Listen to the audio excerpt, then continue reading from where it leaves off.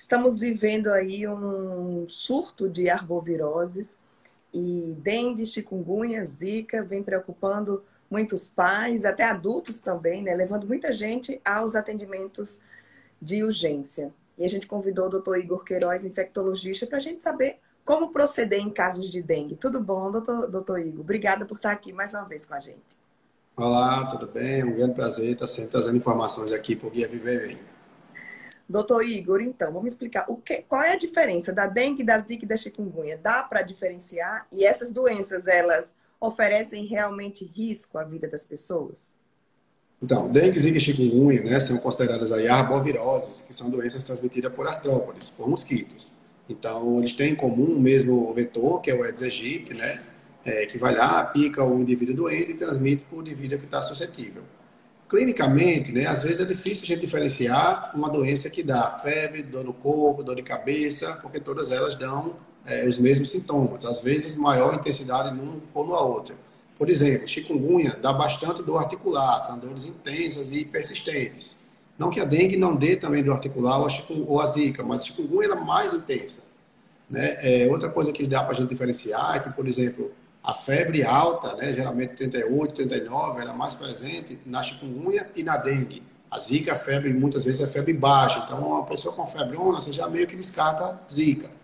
Por outro lado, né, a presença de sangramentos, nariz, gengiva, na urina, uma menstruação fora, né, desregulada, é mais provável ser dengue, porque a dengue é que tem alterações, né, de plaquetas mais intensas e que pode levar o paciente a ter sangramento. Então, existem algumas coisas que o clínico, né, o médico mais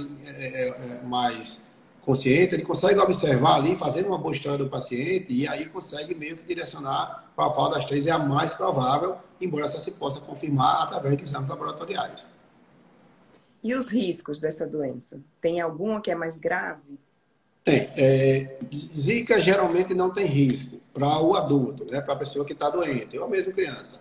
Só que quando a zika ocorre na gestante, aí existe o risco já confirmado cientificamente da microcefalia. Né? A gente viu no passado, aí, nos últimos 5 anos, bastante crianças com quadro de cabeça pequena, né, que é a microcefalia, então pode gerar distúrbio no desenvolvimento.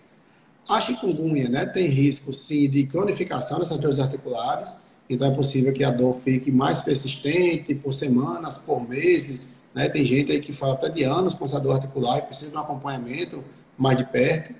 E da dengue, né, das três, é a que tem maior chance de matar, porque ela altera bastante parte de coágulo de plaquetas, né?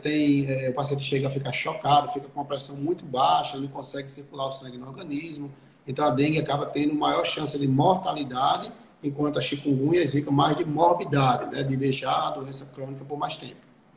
Doutor Igor, Tá? então, essas doenças, né, a zika, a chikungunya e a dengue, elas precisam de atendimento médico logo no início? Dá para tratar em casa? Quando buscar esse atendimento de saúde? Porque a gente está vendo aí uma procura muito grande nos atendimentos de saúde e as pessoas estão esperando de 5, 6 horas para ser atendido. Então, muitas vezes, né, essas doenças são doenças provocadas por vírus e que a gente precisa dar suporte ao organismo para tentar combatê-las. Então, um repouso, uma hidratação, é beber bastante líquidos, seja água, suco, chá, água de coco, né, beber bastante líquido e, caso haja alguma piora, aí sim procurar um atendimento de pronto-socorro, porque muitas vezes você está lá com dor de cabeça, com febre, mas está com estado geral bom, o médico não vai fazer nada além do que indicar, né, esse tratamento aí domiciliar, com hidratação, com repouso e com sintomáticos. Medicações aliviador, como paracetamol, dipirona, ou né, o uso do líquido para fazer essa hidratação.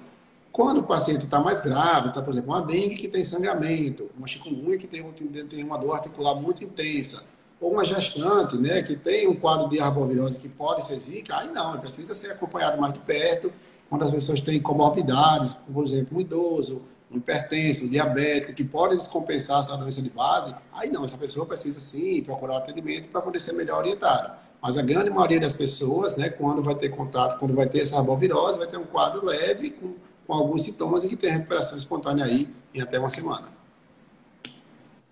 Doutor Igor, sobre os medicamentos, né? Eu já vi que tem uns que não podem ser tomados em caso de dengue. Quais são esses medicamentos e quais os riscos de ingerir esses medicamentos? Então, na dengue, né, é contraindicado o uso de qualquer anti-inflamatório ou de ácido acetil salicílico, que é o AS, porque vai aumentar o risco de sangramento da dengue e deixar aquele quadro leve num quadro grave com necessidade de internação e até mesmo com risco de óbito. Da mesma forma, a chikungunya, na fase aguda, a gente tem que caprichar na analgesia. Não pode fazer não pode fazer anti-inflamatório, melhor dizendo, né? Não pode fazer corticoide, porque pode dar um alívio parcial da chikungunya naqueles primeiros dias e haver um efeito rebote futuro com maior intensidade da dor e por mais tempo. Então, é preferível que não se faça. E aí, na Zika, que não teria tanta contraindicação, mas como é que você consegue confirmar que é Zika naqueles primeiros dias? Não tem como. Então, na dúvida, é um quadro de arbovirose, não fazer anti-inflamatório, não fazer corticoide, caprichar na analgesia, que pode ser com dipirona, paracetamol, tramadol, codeína, né? Existem vários níveis de graduação de analgesia para poder dar melhor conforto para o paciente que está com esse quadro de arbovirose. Todo mundo que tem dengue hemorrágica precisa ficar internado, porque a gente vê muita gente indo para a UTI em virtude da dengue hemorrágica. Então, o nome dengue hemorrágica, até a OMS, ela está evitando falar mais sobre isso, está chamando mais de dengue grave. Por quê? Porque tem gente que tem dengue grave e não tem sangramento. Né? Esperar o sangramento para dizer que está grave e acabou vendo que estava deixando passar muitos casos graves. Então, aquele caso, né, da pessoa que está desidratada, que está tendo a plaqueta muito baixa, que precisa de uma hidratação venosa, né? Ele precisa, inicialmente, fazer um atendimento hospitalar, ficar na observação ali por 24 horas, ele vai para a enfermaria, passa mais alguns dias, e aí, depois, quando estiver realmente recuperado, vai para continuar seu tratamento em domicílio.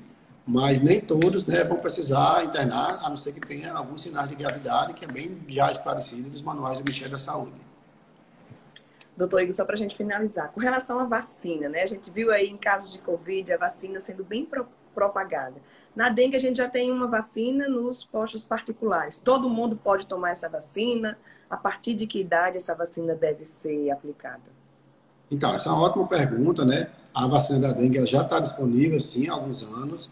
Infelizmente, ela não faz parte do calendário do SUS, ela está só nas clínicas privadas, mas ela é indicada para quem já teve dengue. Aí você pergunta, nossa, eu já tive dengue e vou tomar vacina para quê? Porque a dengue, ela existe 4 sorotipos, então você pode ter dengue 4 vezes. Você tem uma vez, na segunda, terceira ou quarta, a chance dela vir mais grave é maior. Então, por isso que a gente faz a vacina a partir de quem já teve uma vez, confirmado laboratoriamente, vai lá e faz as 2 doses da vacina da dengue. Quem nunca teve dengue, se tomar a vacina, corre o risco daquela vacina amplificar os sintomas de um caso de dengue. Então, é como se fosse um cavalo de Troia que acaba atrapalhando em vez de ajudar. Então, tem que ter realmente uma indicação bem precisa, tem que passar por um médico, de preferência um infectologista, para ser melhor avaliado, né? Você lembra que semana passada eu falei sobre vacina para um paciente meu, ele, nossa, se eu soubesse, eu já tinha tomado essa vacina. Então, às vezes, é muito desconhecimento das pessoas acerca de algo que está aí para proteger, né, a população de infecções que podem, inclusive, matar. Quem não sabe se teve, tem dúvida, que pode ter alguma pessoa que teve uma dengue leve, não sabe se teve. O que é que faz? Existe um exame chamado sorologia, né, que ele serve para dar o diagnóstico ali da fase aguda, depois de 7 dias de doença. Então, ele vai dar lá o IgM e IgG, que são os tipos de anticorpos, e aí confirmaria quadro agudo com o IgM. No caso que eu quero saber, não tenho sintomas, se eu já tive dengue, faz também a sorologia, mas na busca do anticorpo IgG, porque aí sim vai mostrar que aquele paciente tem um anticorpo prévio contra a infecção prévia da dengue, e aí, né, teria documentado ali que ele já teve uma infecção, por mais leve que tenha sido. Mesmo que já tenha sido há muito tempo? Mesmo que tenha sido há muito tempo, o anticorpo ele fica na memória imunológica por bastante tempo.